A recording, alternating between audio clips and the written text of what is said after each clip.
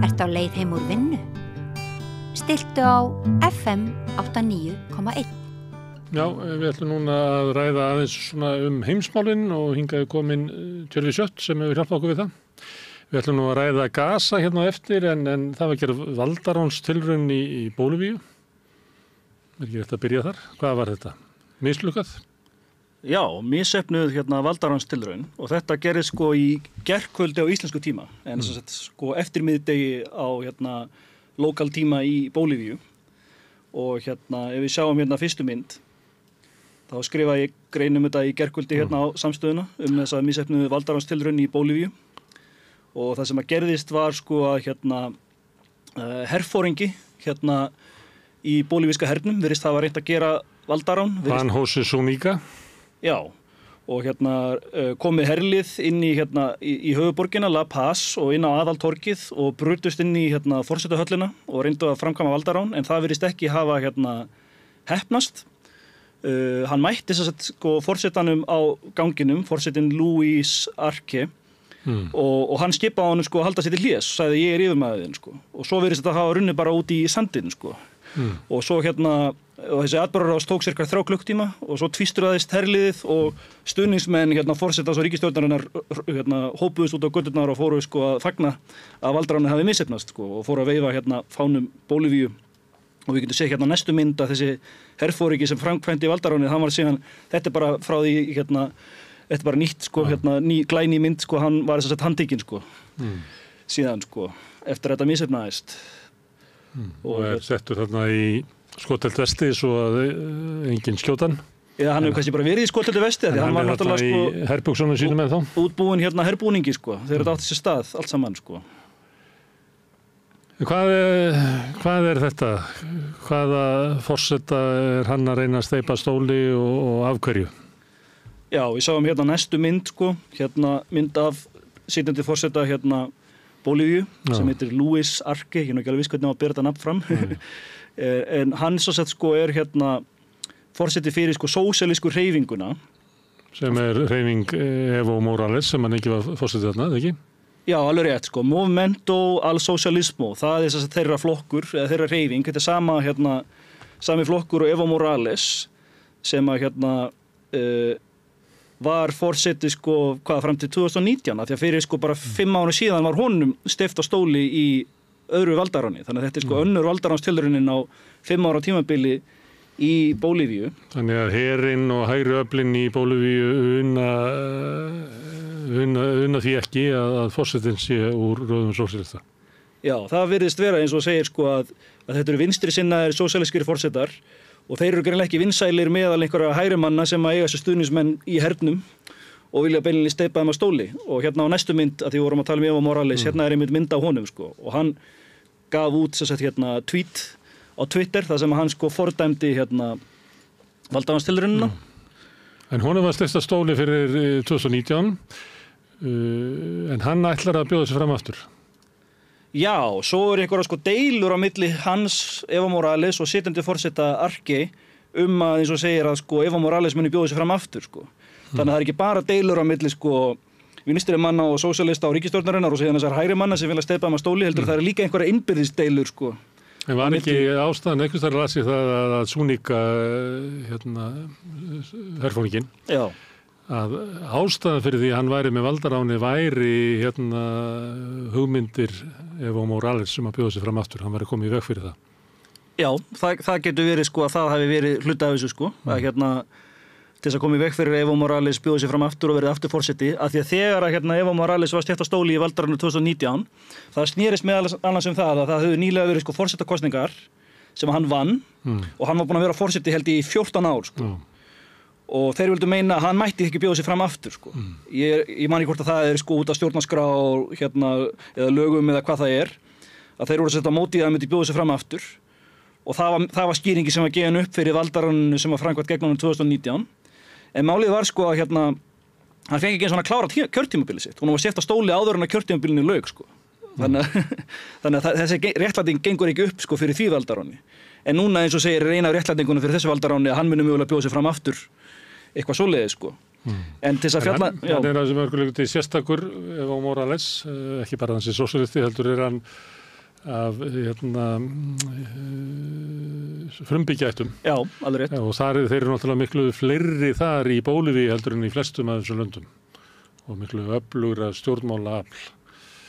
Miklu fleiri frumbyggjar í Bólivíu heldur en til dæmis í Argentínu eða öðrum löndum. Það er miklu stærri hópur, þannig það er ekki þannig að hann sé fulltrúi mikill minnihluta, heldur er hann fulltrúi fyrir frumbyggja sem eru knýjar áfram hinna sósíalísku hreyfingu. Já, og þessi vinstri sósíalíski flokkur þeirra, Morales og Arce, virðist sækja stuðning sinn til frumbyggja íbúa Bólivíu og það er ástæðan fyrir því að þeir vinna kosningarnar og eru við völd að því að þeir njóta mikil stuðnings. Þetta er greinilega eins og segir stór hluti íbúa landsins. Á meðan það er hvað maður að segja, hvítu íbúarnir sem eru ekki innfæddir eða frumbyggjar sem eru virðast vera ríkara fólkið í landinu og það eru þeir sem eru með þessum öflum í liði sem vilja steypa þeim á stóli og við sáum það í valdaránu sem gerðist 2019 fyrir 5 mánuði síðan að þegar Evo Morales var steypt á stóli, við sjáum á næstu mynd að svo sem tók við á hann eins og forseti var þessi Jeanine Áñez sem er hvít og hún er svona öfgahægri kona og þetta er kristna hægrið þannig þeir eru svona mjög trúaðir og mjög hægri sinnaðir og það er merkilegt eins og segja að þessum frumbyggja forseti hafi verið sett á stóli og svo sem tók við á honum var þessi kona sem bara hefur látið út úr sér margar rasískar yfirlýsingar gegn frumbyggjum. Hérna sjáum við til dæmis tíst frá henni það sem hún segir að þessir frumbyggjar eru satanistar og hún vill ekki sjá þá í borgum landsins þegar bara halda sig upp í fjöllunum með sinn satanisma. Þannig að þetta er svona dæmi ummæli sem hún hefur látið Frumbyggjarnir sé að grafa undan samfélaginu. Já. Og þegar Morales var sett á stóli þá tók hún við en svo voru forsetakosningar 2020 og þá unnu sósíalistar og þessi Arce núverandi forseti tók við af henni og núna er hún ef ég skildi rétt í fangilsi þannig að hún hefur verið hún liggur undir rannsóknum og er í fangilsi og eitt af markmiðum valdaránsins sem var núna reynt að gera var að leysa hann úr haldi Það er nú líka við að segja eitt af engjanum á stjórnmálum í Suður-Ameríku að þar eru stjórnmálafólkið fangelsað fram og tilbaka. Þekkjum þetta úr Brasilíu og víðar, þar sem verið að saka pólitíska andstæðinga alls konar spillingu og það eru gríðarleg málaferli og fleira. Þessu miskunnalaust beitt í því að grafa undan pólitískum andstæðingum og Evo Morales lenti líka í því. Já. Og við sjáum að næstu... Sem erfitt fyrir okkur kannski úr fjarska að sjá hvað er hæft í þessum ásökunum og hvað ekki. En þetta er eiginlega gegnum gangandi að það er verið að nota dómskerfið til þess að hefta framboð manna og reyna að kippa fótunum undan þeim. Já, við sáum það náttúrulega, þú ætlar að vísa til Brasilíu með hann Lula sem hann var fangelsaður fyrir meint spillingamál og reynda að halda honum frá því að bjóða sig fram en svo tókst honum samt sem að vera bjóða sig fram og vann síðan kosningarnar tók við á Bolsonaro þannig að já, við sáum það líka í Brasilíu og en varandi valdaránstilraunina núna sem að var bara í gær ég sá áhugaverða færslu á Facebook ef við sáum næstu mynd við veitum ekki hver þetta er, en þetta heitir Pílius á Facebook, en hann segir kemur mjög áhugaverða skýringu á þessari valdaránstilraun og hann segir þetta er með íslenska þýðingu á því sem hann segir. Ég bý í Bólivíu og hef búið hér í 3 ár. Fyrir þá sem vilja vita hvað gerðist í dag. Basically þá var sósíaldemókratísk stjórn við völd sem ætti kalla korbinisma. Jeremy Corbyn. Róttakari hluti demokratísk sósíalisma. Já, verkaflokkurinn í Bretlandi. Hann segir, þetta er basically ríkisstjórn sem nota peningana til að reka stefnu svo að fátækir fái rennandi vatn, góða menntun, mat og heilbrigðisþjónustu. En sumt að ríka fólkinu er öfundsjúkt yfir þessu að því núna getur fátæka fólki einnig fengið að njóta lífsins. Þannig að ríka fólki sem er öfundsjúkt það fór að heyja mikið efnahagsstríð og fjölmiðlastríð gegn ríkisstjórninni með lygum og ærumeiðingum. Svipað var beitt gegn Corbyn á sínum tíma. Við þekkjum það, hann var sakaður gyðingahattur og allt þetta Og þá segir hann og í þessu ástandi það var einhver hershöfðingi í hernum sem taldi þetta vera gott tækifæri til að gera valdarán en valdaránstilraun hans misheppnaðist af því að hann nýtur enga stuðnings fólksins í landinu og þess vegna misheppnaðist. Þannig að sko, þetta áhugaverð skýring á þessari valdaránstilraun og að því að núna náttúrulega mikið rætt sko hvort að valdarán hefði mögulega verið stutt af sko Bandaríkjunum. Af því að við sáum það sko í fyrri valdarán, það er löng saga að Bandaríkin hafi stutt sko valdarán í Suður-Ameríkuríkjum gegn vinstrisinnuðum og sósíalísku ríkisstjórnum. Bara í öllum ríkjum Suður-Ameríku. Já, í rauninni öllum og það var mjög mikið talað það sko þegar að Evo Morales var steftastóli fyrir 5 árum í Bolívíu að það hafi verið stutt sko af Bandaríkjunum og svo var náttúrulega þetta náttúrulega minnir mjög mikið á valdaránstilraunina sem var í Venezuela 2020 mann rétt. Þegar reynt var að steypa sko Maduro forseta af stóli þar og koma Juan Guaidó til valda í staðinn sem var stutt af verið forseti þingsins. Já. Sem var stutt af náttúrulega ríkisstjórninni á Íslandi sko. Og þetta minnir mjög á það sko. Og á svona sína anga svo valdaránstilraun í Venezuela á sína anga í íslenskum stjórnmálum að því að þaðan má rekja mikinn flóttamannastraum frá Venezuela til Íslands sem að fengu hér forgangsvernd það sem að ég held að Þórdís Kolbrún hafi verið í dómsmálaráðuneytinu þá sem að opnaði raunverulega fyrir það að í hennar tíma í dómsmálaráðuneytinu þá opnaði Útlendingastofnun á það að allir sem kæmi frá Venezuela fengju strax forgangsvernd og dvalarleyfi á Íslandi í 4 ár og síðan hafa komið eitthvað á 30.000 manns og síðan tók það langan tíma fyrir Sjálfstæðisflokkinn að vinda ofan að þessu að skrúfa fyrir það að fólk sem að kæmi frá Venezuela fengi hér hæli. En þetta var litið á sem svona stuðningur við þessa stjórn Guaidó sem að þáverandi utanríkisráðherra Íslands Guðlaugur Þór lýsti við stuðningi við. Íslendingar viðurkenndu stjórn hans. Já, svo rann þetta allt út í sandinn. Við getum séð þetta reyndar þar næsta mynd, þá getum við séð mynd af Maduro og Guaidó. Það þarf að hoppa aðeins fram hérna erum við með Maduro alveg rétt sko. Og þetta er sósíalískur sitjandi forseti í Venezuela og arftaki Hugo Chávez. Og svo á næstu mynd þá sjáum við Guaidó sko, sem að Bandaríkin studdu til valda í þessari sko valdaránstilraun. En hún var nú aldrei neitt. Og síðan hafa verið kosningar eftir þetta og Guaidó hann nýtur sáralítils fylgis í Venezuela. En eins og segir sko að Íslands stjórnvöld studdu við þetta og það meðal annars vegna, það er pólitísk ákvörðun að ætla að taka mikið af flóttamönnum frá Venezuela í tengslum við þetta er mjög pólitískt, af því að náttúrulega Venezuela er vont ljótt sósíalískt kommunista ríki, þannig að við verðum náttúrulega styðja auðmikið fólki í þaðan sko. Frelsisbaráttu fólksins. Og en við sjáum næstu glæru að sko, eftir Guaidó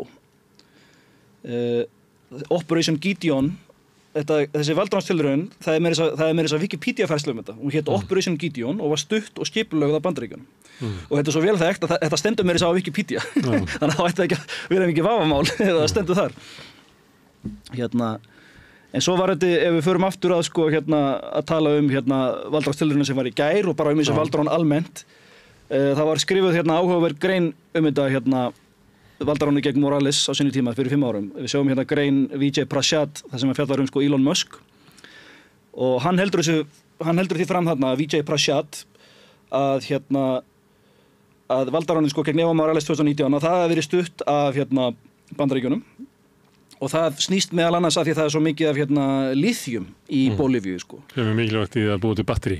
Já, sem er mjög mikilvæg auðlind þess að framleiða batteri sem er náttúrulega mikil eftirspurn eftir núna því að það er stöðugt verið að auka slíka framleiðslu og til dæmis að auka rafmagnsbíla og svona umhverfisvæna tækni sko, þá þarf að nota mikið af svona batteríum fyrir umhverfisvæna tækni og það var svo merkilegt sko að Elon Musk hann lenti í umræðum þetta á Twitter sko og ef við sjáum næstu mynd það sem að hann sagði valdaránið gegn Morales fyrir 5 ára síðan að þá var einhver á Twitter sko að sko spurja sko segja the US government organized a coup against Evo Morales in Bolivia og hann svaraði þessu tísti með því að segja we will coup whoever we want, deal with it sem að því sko við steypum bara stóli hverju sem við viljum og deal with it sko þannig að þetta er svolítið merkilegt sko er hann þá að viðurkenna að Bandaríkin hafi tekið þátt í þessu skipulagt sko. Er hann með í því?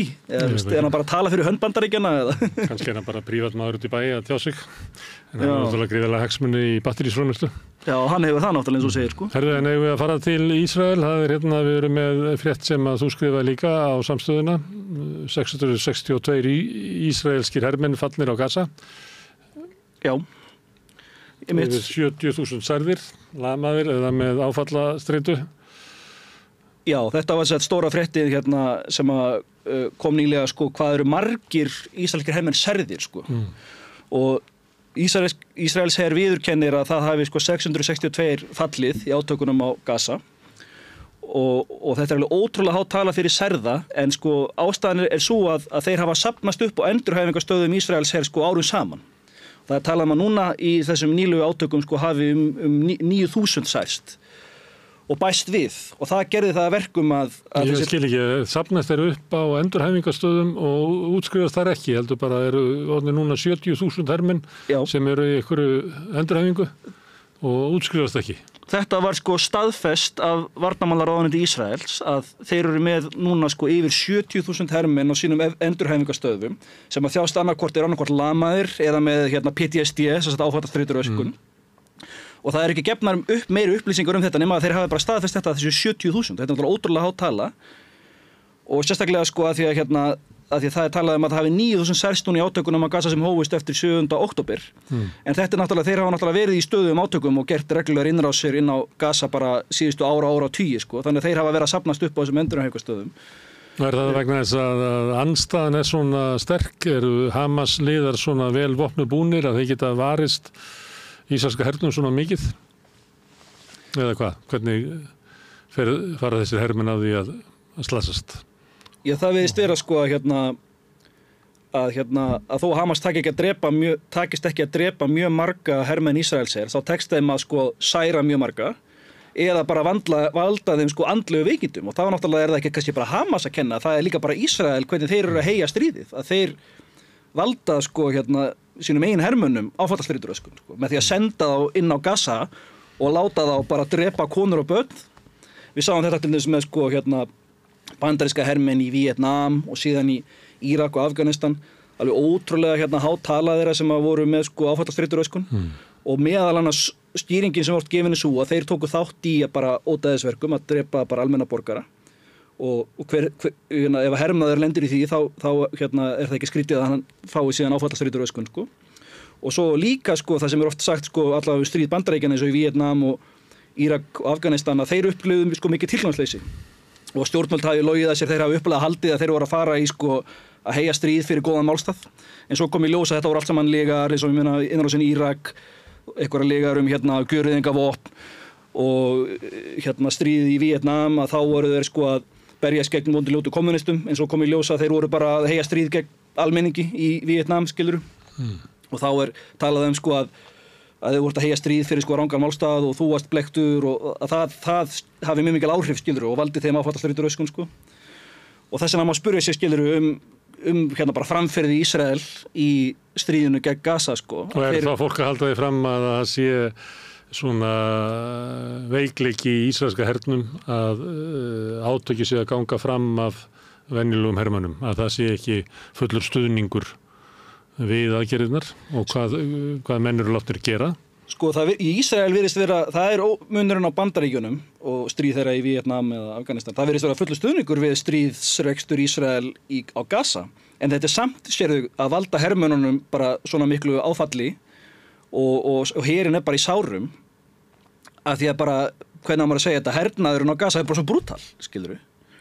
Og ég man sko í lýsingum sko, það voru tekin viðtöl við hermenn Ísraels her sem tóku þátt í sko fyrri aðgerðunum á Gaza eins og 2014 og 2009 og þá lýstu þeir þvílíkri gríðarlegri eyðileggingu sko, allt var bara sprengt í loft upp og náttúrulega konur og börn drepin í massavís en við sjáum að núna, þetta er alveg 10 sinnum meira núna heldur en það var þá, skilurðu. Þannig ef lýsingarnar voru þannig þá, hvernig er þetta núna sko? Við sjáum náttúrulega, við höfum séð myndirnar að það er búið að sprengja Gaza aftur til steinaldar, þetta er bara næstum eins og eftir kjarnorkusprengju og 15.000 börn hafa verið drepin, þetta er alltaf bara slátrun og þjóðamorð og þá er ekki skrítið að hermennir sem taka þátt í slíku verði bara fyrir andlegum áföllum og líka það sko bara hvað hernaðurinn erfiður á Gaza, það þessu líkt við Stalingrad, að því þú ert búin að sprengja borgina, hún bara rústir einar og svo eru hermenn að ráðast inn í þessar rústir og það eru skæruliðar, Hamasliðar, Al-Qassam Brigade sem að fela sig onni í göngum og gera umsátur, launssátur og þessu þá líkt við skilur þegar þýski herinn var að reyna að hertaka Stalingrad sko, var bara algjört helvíti skilur, þannig að bara líka aðstæðurnar til þess að berjast eru bara hörmulegar skilur og það meðal annars veldur þessu sko. Og og það sem svo merkilegt sko að hvað Ísraels her gengur beinlínis bara illa, að nú talað að þeir ætla að fara í stríðu Hezbollah sko, skilur sem komum að því á eftir reyndar, en þess vegna þetta svo merkilegt sko. Þú varst með tilvísanir í einhverja greinar eftir Seymour Hersh. Já. Og svo varstu líka með að það verið fullyrðingar það að Hamas sé að vinna stríðið. Já, við getum séð það sko næstu mynd á eftir Hersh, Foreign Affairs greinin sko sem að segir að Hamas is winning, það á næstu mynd. Grein Foreign Affairs. Og hvernig eru þeir að vinna? Sko rökin í þessari grein, það svipað og ég kom áðan, þetta sé til dæmis líkt saman við Víetnamstríð, munið sko í Víetnamstríðinu að hvers vegna unnu Bandaríkin ekki Víetnamstríð. Það var til dæmis talað sko að þú veist að bara til þess að vinna þá þurftu sko Viet Cong til dæmis, skæruliðarnir í Víetnam bara ekki að láta þurrka sig út, skilur, bara með því að lifa af þá einhvern veginn vinna þeir sko. En þeir náttúrulega gengur lengra í það skipti. En það er líka þetta sko að því meira sem sem Bandaríkjamenn vörpuðu sprengjum á Víetnam, því meiri stuðning sköpuðu þeir við Viet Cong og andspyrnu hreyfinguna skiluru meðal bara almennings í landinu, því meira sem vörpuðu sprengjum og þetta er rökin í greininni sko að Ná þetta hefur verið bent til alveg á upphafi að með framferði sínu þá umverulega Ísrael að byggja undir sjónarmið Hamas og auka enn andstöðuna við Ísrael í bara næstum árum og áratugum. Já, þetta þess að rökin í greininni hvers vegna Hamas að vinna, því því haldið fram að Hamas eru sterkari núna en þeir voru áður fyrir 7. október, því núna skiluru ennþá meira anstæða við Ísrael, ennþá meiri stuðningur við Hamas meðal bara Palestínumanna, skiluru. Já, og meðal almennings í öðrum Arabalöndum líka, svo annar dæmis er tekið, það hefur svolítið verið bent á það. Já, og náttúrulega umheimurinn og það, en rökin eru svo sko að núna er miklu auðveldara fyrir þá, hvernig segir maður, að rekrúta fleiri hermenn í Hamas samtökina, því að ef það búið að drepa fjölskylduna þeirna, þá ertu tilbúin til þess að berjast. Og ég held að hafi verið þessari greina, það var mjög svona, það var tilvitning sem að lýsir þessu vel, að það var einhvers að sagði sko, ok, markmið Ísrael er að eyða Hamas, útrýma Hamas. Segjum að þeir takist að útrýma Hamas, en þú drepur þetta fjölskyldu mín í leiðinni, hvað ger ég? Ég stofna bara Hamas nr. 2. Og það kemur að þessu því að það var talsmaður Ísraelsherra sem að gagnrýndi stefnu Netanyahu að eyða Hamas, hann segir það er ekki hægt að þetta er hugmyndafræði sko. Og það kemur hann þetta, hvernig ætlar að eyða Hamas ef þú drepur fjölskyldumeðlimi allra íbúa á Gaza? Þeir munu berjast tilbaka hvort sem það er Hamas eða eitthvað annað, skilur. Og þess vegna eru svona rökin að þetta sé að styrkja Hamas og það er ekki búið að eyða Hamas, það hefur ekki tekist. Ef eitthvað eru Hamas sterkari núna heldur en áður, því þessar aðferðir, eins og við sáum í Víetnamstríðinu og í Afganistan og fleiri stöðum, þessi nálgun hún bara virkar ekki, skilur, til þess að eyða Hamas. Já. En þetta sem við höfum séð verið að gerast undanfarið að það hefur verið svona Benny Gantz sagði sér til dæmis út úr þessu veit ekki hvað kallir þetta, þjóðstjórn eða öryggis stjórn. Já, stríðsstjórn. Þannig það svona eins og að séu átök í stjórnmálunum á Ísrael. Er það afleiðing af hernaðurinn gangi ekki eftir af mannfalli meðal ísraelska hermanna að loforð Netanyahu að mann myndi ganga milli bols og höfuðs á Hamas og útrýma þeim, að öllum sé bara verða ljóst að þetta er bæði óraunilegt markmið og sé bara alls ekki að gerast. Já, sko, Benny Gantz sem að sagði sig úr stríðsmálaráðuneytinu, það tengist því, sko. Hann er ósámála nálgun Netanyahu að því hann vill, sko, heyja stríðið til að leysa gíslana úr haldi. Já, við erum með mynda af Benny, Já. Ekki glaður á myndinni? Nei, hann sem sagði sig úr ríkisstjórninni vegna þess að hann vill leysa fleiri gísla úr haldi og gagnrýnir sko Netanyahu fyrir að gera ekki nóg í þeim málum af því að hann virðist ekkert vel að semja neitt, skilur. Hann vill bara eyða Hamas, hann vill bara halda áfram að sprengja Gaza aftur til steinaldar en þú veist, með því að gera það hann ekki að leysa gíslana úr haldi. Og þess vegna hafa til dæmis ættingjar gíslana verið að mótmæla ríkisstjórninni og kalla eftir því að það verið bara samið til þess að frelsa ættingja sína úr haldi sko.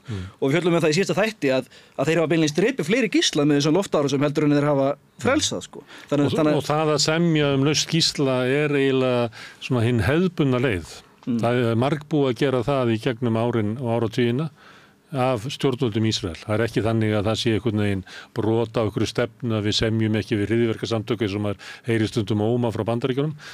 Ísraels stjórnvöld hafa margoft samið laust gísla og eins og þau gerðu núna bara daginn með því að hleypa þá út úr fangelsum sínum einhverjum tugum og hundruðum palestínumanna. Þetta er oft verið gert. Já, það rétt, það oft verið gert og það var náttúrulega stuttu eftir, var það ekki í nóvember sem að það var samið að sleppa einhverjum gíslum. En svo hefur það ekki verið gert síðan. Heldur var einhver aðgerð þar sem við frelsuðu 4 gísla í Nuseirat en drápu síðan 270 palestínumenn í leiðinni. Þannig að þeir eins og þú segir, þannig að þessi mikla harðínustefna hjá Netanyahu, hún meira þess að ganga fram af Ísraelsmönnum sem eru sjálfur harðínumenn, skilur. Eins og Benny Gantz, af því þeir vilja frekar frelsa gíslana heldur en að halda bara áfram þessari stefnu. En samt það eins og Netanyahu og ríkisstjórnin sé frekar að herða sína stefnu. Nú eru þau bara að undirbúa innrás í Líbanon. Já. Og tala svona tiltölulega opinskátt það, ekki? Jú, Það sé leiðin til þess að tryggja öryggi Ísraelsmanna séu að ráðast inn í Líbanon og ganga milli Bóls og Höfuðs og Hezbollah. Já, ef við sjáum næstu mynd á eftir þessari. Það er tíst Ísrael segir á Twitter að þeir tilkynntu það bara á Twitter. Þannig segir í tweetinu Operational plans for an offensive in Lebanon have been approved and validated. Að hernaðaráætlanir innrás í Líbanon, sem sagt að fara í stríð við Hezbollah, hafa bara verið samþykktar. Og núna mjög mikið rætt þetta. Og Netanyahu kom í viðtal nýlega á Channel 13 News sem sjónvarpsstöð í Ísrael. Það sem hann sagði að þeir varu að draga úr stríðsrekstrinum á Gaza. Eins og hann orðaði the most intensive phase is over. Og hver skýringin til þess að færa herdeildina norður til þess að geta farið í stríð við Hezbollah. Og það var náttúrulega það sem hefur verið að gerast á norðurlandamærum Ísrael að Hezbollah. Að Líbanon að það hafa verið skærur þar á milli, verið að varpa sprengjum og Ísraelsmenn hafa þurft að brottflytja 60.000 manns sem að búa á þessu svæði að landamærum Líbanon og þá er pólitísk pressa á Netanyahu að gera eitthvað í því að því fólkið er bara eins og flóttamenn í landi og þetta fólk vil fá að snúa aftur til síns heima þannig að það er mögulega einhver pressa þar. En svo náttúrulega líka eins og við ræddum í síðasta þætti að og núna náttúrulega mjög mikið rætt þetta að Ísraelsmenn séu að fara í stríð við Hezbollah. Ætli þeir vil ekki bara draga Bandaríkin inn því að ef þeir fara í stríð við Hezbollah þá mun það leiða til stríðs við Íran sem að styðja Hezbollah og þá mun það draga Bandaríkin í stríð við Íran og þeir náttúrulega líta á Íran sem erkióvin og einhvern veginn sem ber ábyrgð á þessu öllu.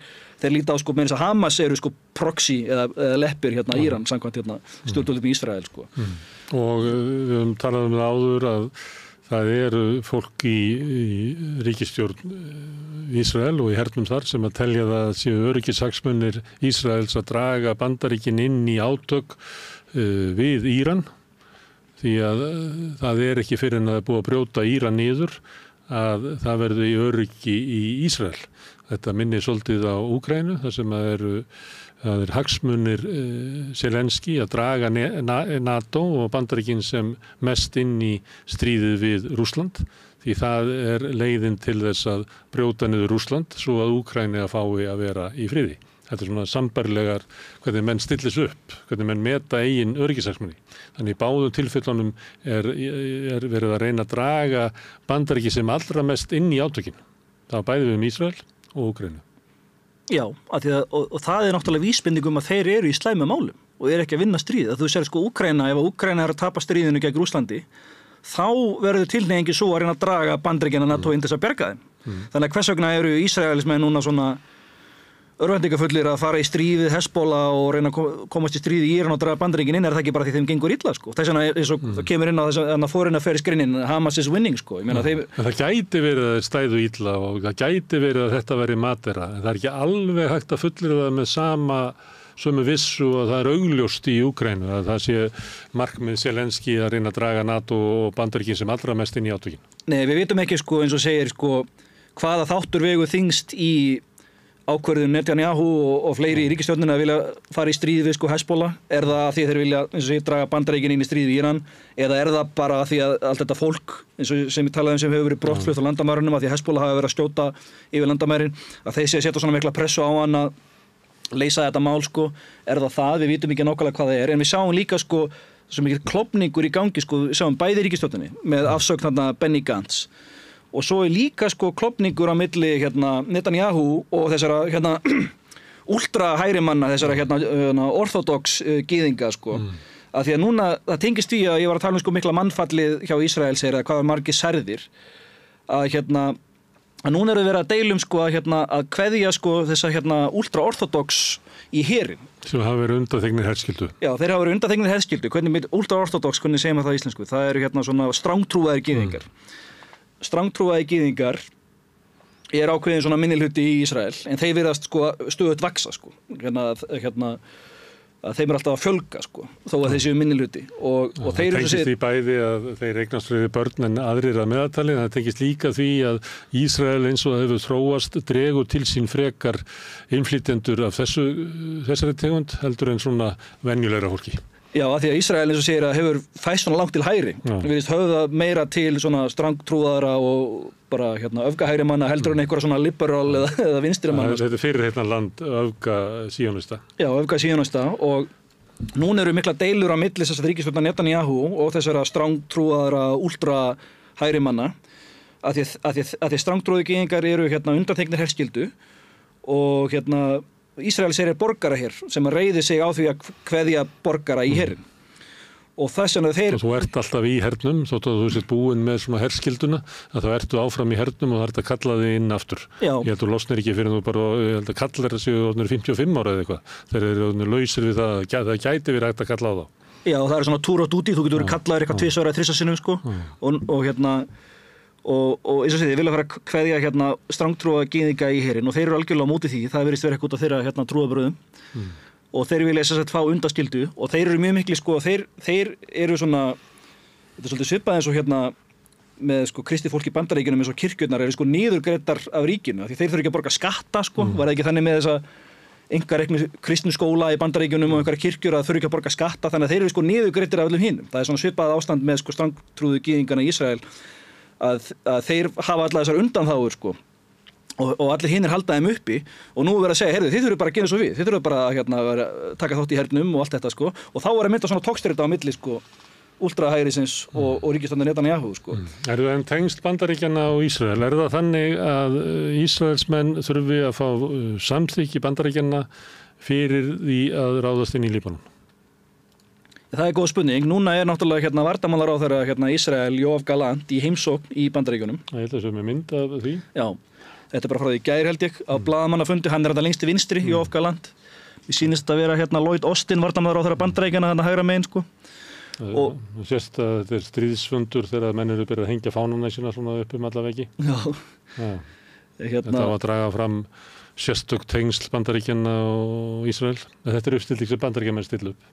Já, náttúrulega þú komst inn á special relationship, sérstök tengsl, en hann er í Bandaríkjunum þess að ræða að því það er svo mikið rætt möguleg stríð núna Ísrael við Hezbollah innan þessi Líbanon og þeir virðast hafa verið mjög staðfastir í þessu að ætla að ráðast inn í Líbanon og Bandaríkin segja já, að ef Ísrael ræðst inn í Líbanon fyrir stríð Hezbollah þá munum við styðja þá Þeir segja það, en aftur á móti bendir allt þess þeirra aðgerðir að þeir vilja alls ekki að Ísrael fær í stríð við Hezbollah, af því þeir vita að þá munu þeir draga Ísraelinn og það mun draga Bandaríkin í stríði, þeir munu draga Íran inn í átökin og þá mun draga Bandaríkin í stríði Íran og það vilja Bandaríkin alls ekki og þess vegna í verki eru þeir á móti en þeir náttúrulega verðast þeir mega aldrei gagnrýna Ísrael mega aldrei segja náttúrulega á móti en þannig að þeir segjast ætla að styðja Ísrael eða þeir fara í stríð við Hezbollah og núna nýlega á þessu blaðamannafundi Yoav Gallant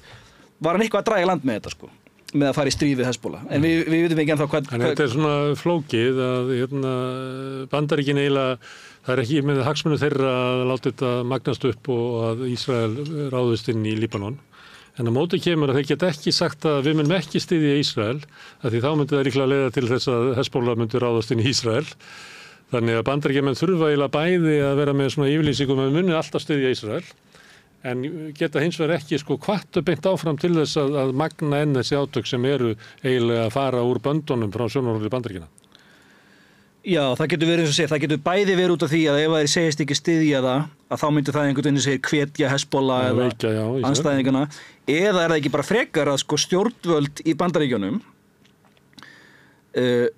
styðja Ísrael, meðal annars að því að það er svo sterkur lobbyismi fyrir skiluru Ísrael í Bandaríkjunum og stjórnmálamenn í Bandaríkjunum, þeir reiða sig á fjárframlög frá lobbyista hópum eins og AIPAC og það sem er kallað Ísrael lobby sem að láta alveg þvílíkt fé til kosningasjóða þessar stjórnmálamanna og þeir geta ekki unni kosningar án þeirra og ef að þeir segja eitthvað á móti Ísrael þá fer AIPAC og þessar lobbyista fyrir Ísrael fara alltaf svakalega herferði gegn þeim og þá fara þeir að fjármagna andstæðinga þeirra þannig að þeir megi ekki skilur Ef Biden myndi lýsa því yfir að Bandaríkjann verður að endurskoða stuðningsinn við Ísrael að þá yrði hann ekki forseti. Já, það er öflugt, Ísrael lobbyið er svo öflugt að þú væri eiginlega að fremja pólitískt sjálfsmorð eins og stjórnmála umhverfi Bandaríkjann er.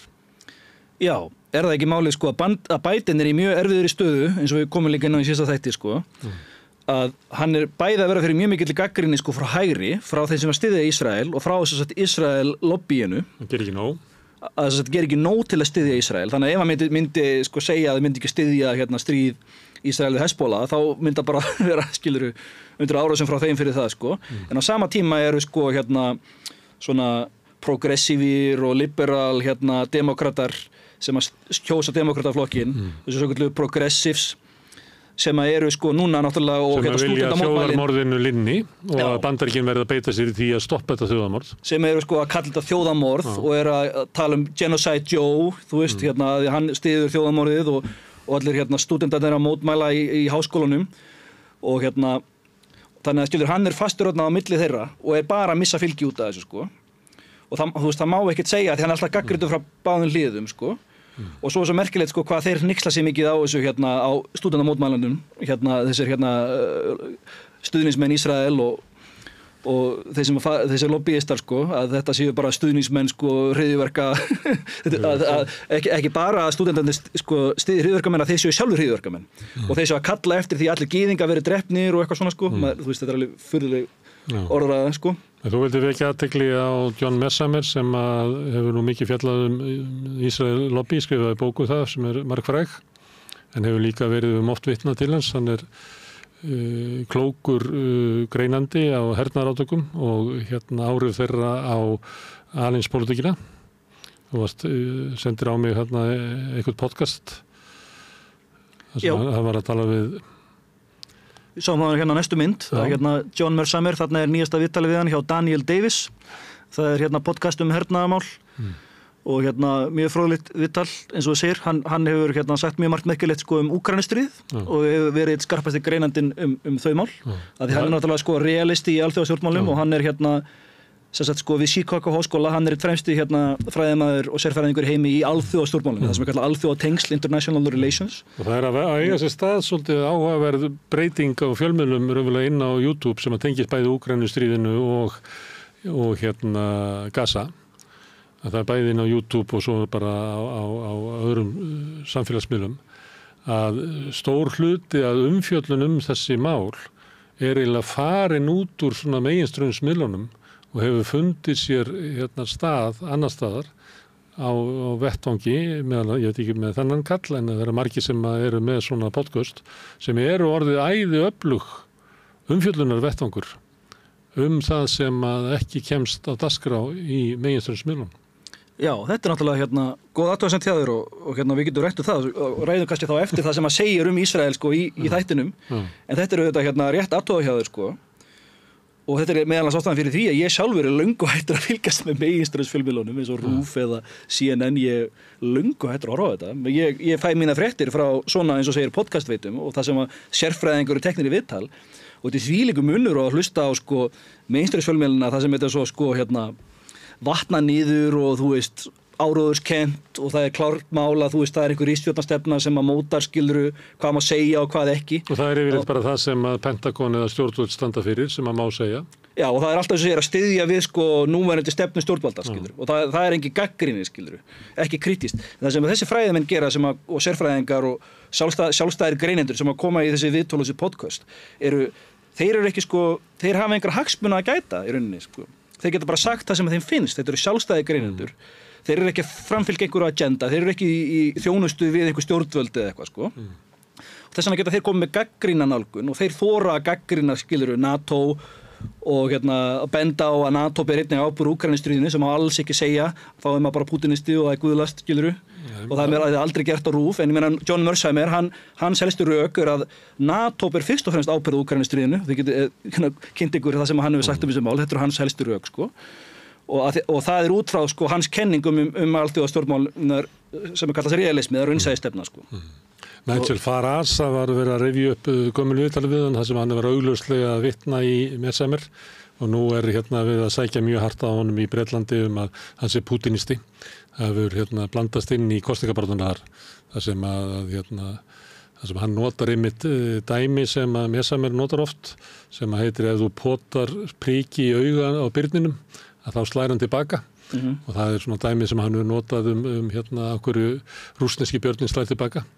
Og ég tók eftir því núna í gær og í fyrradag að þá verið að elta Nigel Farage með þessi líkindi og verið að sýna fram á honum sig ekki treystandi fyrir öryggis stefnu Bretlands þar sem að hann að elta raunverulega með rússneskan áróður.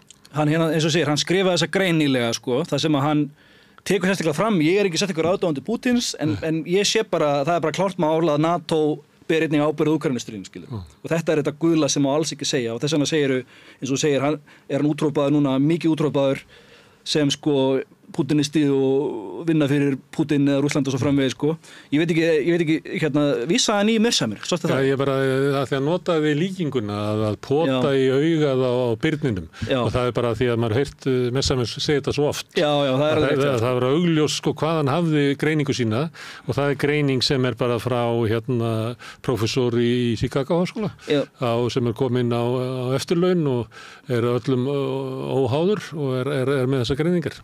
En þetta samt baneitruð sjónamið þegar það kemur inn í pólitíska meginströms pólitísku umræðu. Já, það eins og segir að hann reynir bara að segja sama sem að Mearsheimer hefur sagt lengi Og málið að það ástæða fyrir að Mearsheimer aldrei boðið í viðtal á meginströmsfjölmiðla. Hún aldrei boðið í viðtal á CNN eða RÚV. hann það bara að koma í þessar podcastveitur á YouTube eða þar Að því þetta eru bara sjónarmið sem eru bara útskúfuð úr meginströms umræðu og þegar einhver dirfist til að segja þessa hluti í meginströms umræðinu eins og Nigel Farage, ég veit að þú fjallaði það stefnir allt í að hann verði bara næsti leiðtogi hægrisins í Bretlandi. Það gæti verið nema þetta sé það sem að muni fæla kjósutu frá á lokametrónum. Mér sýnist að hann var slá alltaf upp í 18-19%. Mér sýnist það í allra nýjustu könnunum að þá sé hann kannski nærði að vera 15-16. Þannig það má vel vera að akkúrat þetta atriði að það verið að honum stilt upp sem eins og landráðamanni með því að vera að vísa í greiningu Mearsheimer. Það geti grafið undan svona loka hnykknum sem hann þarf á að halda til þess að geta fengið góða kosningu. En þú segir að því áhrifameiri sem aðeirarnir eru í almenningsumræðinni og núna eru talsverðar líkur á að hann hefði bara geta unni stórsigur í komandi kosningum og orðið einhvers konar stjórnarleiðtogi, þá ennþá mikilvægara að þurfa að skjóta hann í kaf.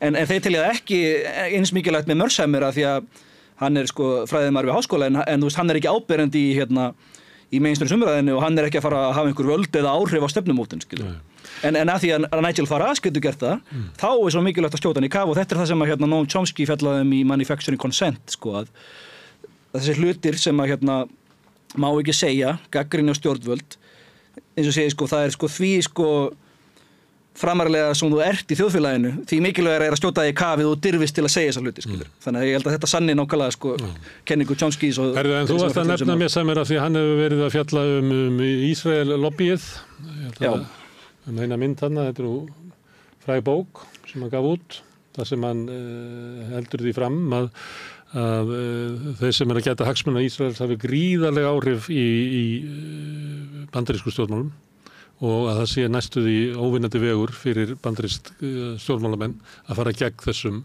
öflum í samfélaginu.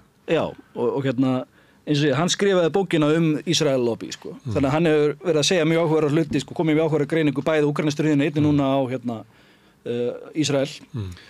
Og samskiptum tengslum Bandaríkjanna við Ísrael, sko. Ég vildi draga þetta aðeins inn núna vegna þess að rétt á eftir þegar við sendum þetta út að þá að hefjast kappræður í Bandaríkjunum milli forsetaefnanna, eða ekki? Já, alveg, það verið það sko í kvöld á en það er klukkan 1 nótt á íslensku tíma, sko, sem að það verið það, sko. Verður þetta stórt mál í þeim kappræðum afstöðuna til Gaza eða það þannig að það getur engin orðið forseti nema eiginlega bara vera á þessari línu sem að Ísrael lobby leggur? En ég meina það sanna náttúrulega sko kenningu Mörsheimer að bæði forsetaefnin í vasanum hjá lobbyinu að því að hvoru þeirra dirfist til að andmæla Ísrael og Trump hefur verið mjög mikill stuðningsmaður Ísrael og það má deila hvort hann sé ennþá meiri stuðningsmaður Ísrael heldur Biden og við sáum það þegar Trump var... Hann til flutti sendiráðið til Jerúsalem? Já, hann viðurkenndi Jerúsalem sem höfuðborg Ísrael þvert á alþjóðlega sáttmála sem að kveða á að Jerúsalem megi að vera skipt á milli Ísrael og Palestínu og þannig að eins og segir það var stórt skref að flytja sendiráðið til Jerúsalem og Trump hefur verið mjög mikill harður stuðningsmaður Ísrael og það er alveg vitað að hann hefur fengið mjög mikið af fjárframlögum frá þessum sömu aðilum sem við erum að tala ég meina eins og AIPAC og það er hann heitir Sheldon Adelson oligarki í Bandaríkjunum, hann er þetta látin en svo ekkjan hans heldur áfram með þetta sama projekt að styðja skilyrðislaust við Ísrael sama hvað og alltaf að gefa fé til þeirra stjórnmálamanna sem styðja Ísrael hvað mest. Já, það ganga lengst. Sem ganga lengst og þannig að hann hefur það eru fréttir af því að hann hafi verið átt í símasamskipti við Ekkju Eidilson sem er að tala að gefa honum ennþá meiri peninga ef hann gerir ennþá meira til að styðja Ísrael og hún talar að vilja að Vesturbakkin, að ganga ennþá lengur á Vesturbakkanum að innlima Vesturbakkan inn í Ísrael það er það sem hún vill Ekki Eidilson, þú sér hvað þetta er miklu öfgar Þetta eru bara skiptir miklu máli í bandarískri pólitíka því náttúrulega bandarísk stjórnmál eru svo há þessum peningaöflum að það þetta er náttúrulega ekki lýðræði í þeim skilningi að þessi 1 atkvæða mann, það er 1 króna 1 atkvæði, $1 1 atkvæði og þessi ríku aðilar eins og Sheldon Adelson og ekkjan hans og þessir fleiri sem að hafa sett upp þessa kosningasjóði og lobbygrúpur eins og AIPAC hafa bara úrslit áhrif á kosningar í Bandaríkjunum og það getur ekki búið sér fram unni kosningar nema að fá öll þessi fjárframlög og þess vegna sjáum við að bæði Biden og Trump styðja Ísrael alveg út í eitt og þess vegna sé ég ekki fram á að það verði eitthvað deiluefni í kappræðanum því þeir eru ekkert mjög ósammála nálgun sína á Ísrael. Það getur orðið ólíkar áherslur varðandi Úkraínu. Já, það getur eftir á móti verið. Ætlarðu að horfa á þetta? Já, sjálfsög. Auðvitað verður maður að horfa á þetta.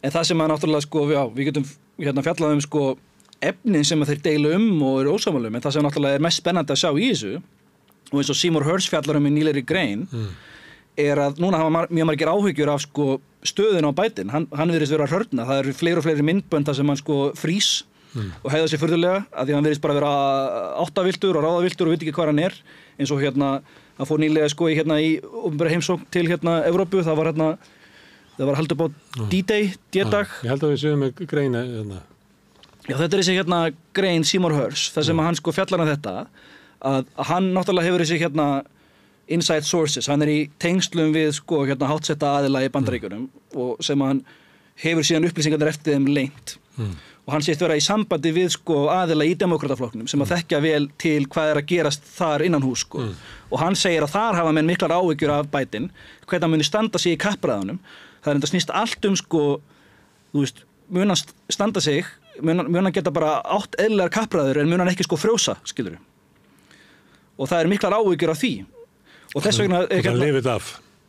Já, af því að náttúrulega ef hann frýs í kappræðanum skilurðu, eða gerir eitthvað eins og mörg nýleg myndbönda hafa sýnt hann gera, þá mun það náttúrulega koma mjög illa út og hann getur bara tapa kosningunum út af því, skilurðu, ef fólk sér fram á að hann bara orðinn og gamall fyrir embættið, skilurðu, hann getur ekki lengur tekið þátt í eðlilegum kappræðum. Nema að kosningarnar snúist Trump og það sé meirihluti kjósenda sem að myndi kjósa frekar gamalmenni sem frýs heldur en Trump. Já, en þú veist í sögulega séð það var sagt síðan að Biden hafi ekki unnið kosningarnar, heldur bara að vanna kosningarnar bara með því að vera ekki Trump.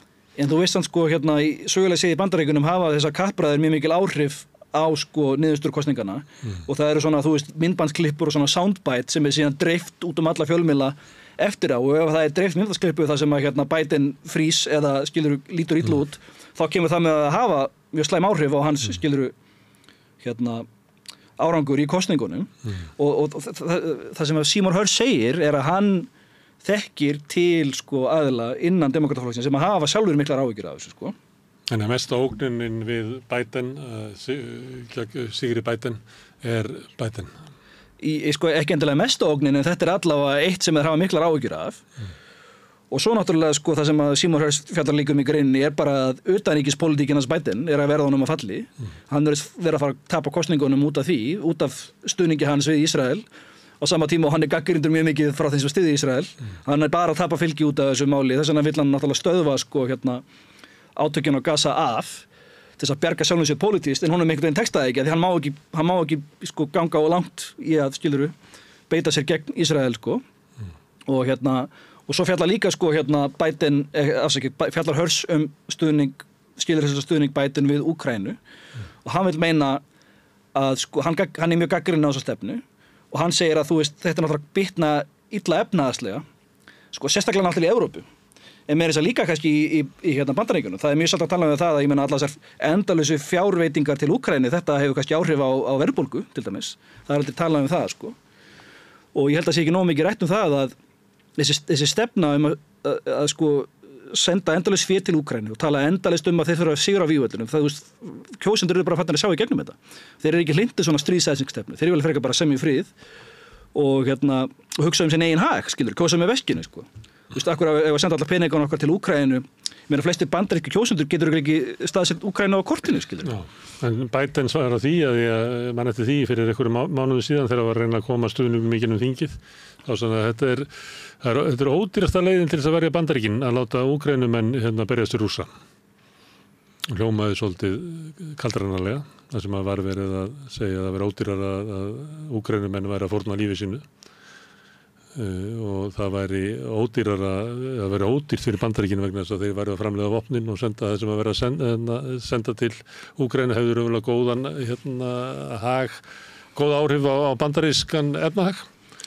En ég meina þetta voru rökin hans. Ef að Biden sagði þetta, þá hann að viðurkenna þetta snýst ekki að vernda Úkraínu. Þetta snýst stórveldasamkeppni Bandaríkjanna við Rússland og veikja Rússland og Bandaríkin komi út sterkari. Það var þetta viðurkenning á því Hann hefur sagt það. Herðu, Tjörfi, þú ætlar að fara að horfa á forsetaframbjóðunar öldruðu sem samanlagt eitthvað 165 ára gamlir. Já. Góða skemmtum með það. En takk fyrir að koma hingað og ræða Gaza og bandarísk stjórnmál og svo mislukkað valdaránstilraun í Bólvíu. Kæra þakkir. En ég sitt áfram og held áfram að tala heiminn sem við lifum í. Við höldum áfram í heimsmálunum. Við ætlum að fara til Frakklands. Erfiðleikar heimila verkafólks hafa hríðversnað frá árinu 2021. 6 af hverjum 10 félögum í Eflingu eiga nú erfitt með að ná endum saman. Hvernig getum við réttlætt það? Efling stéttarfélag. Barátta fyrir betra lífi.